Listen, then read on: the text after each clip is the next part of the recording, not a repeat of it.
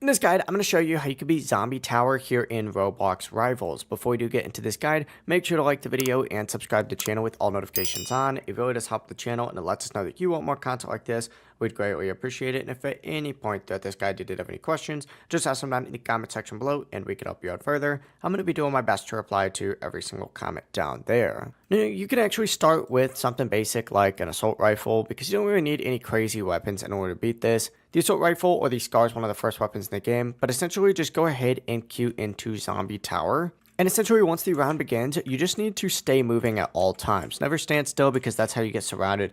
If you just run around in a circle, this is called the training strat, and all the zombies will follow you around just like so. Essentially just keep circling around and shooting towards the middle of the horde, and that'll go ahead and take out the majority of these zombies. You can also switch to your melee for faster movement while repositioning, but as you go up the tower, make sure that you use grenades and explosive weapons whenever you get them. These are super important for clearing groups of zombies quickly.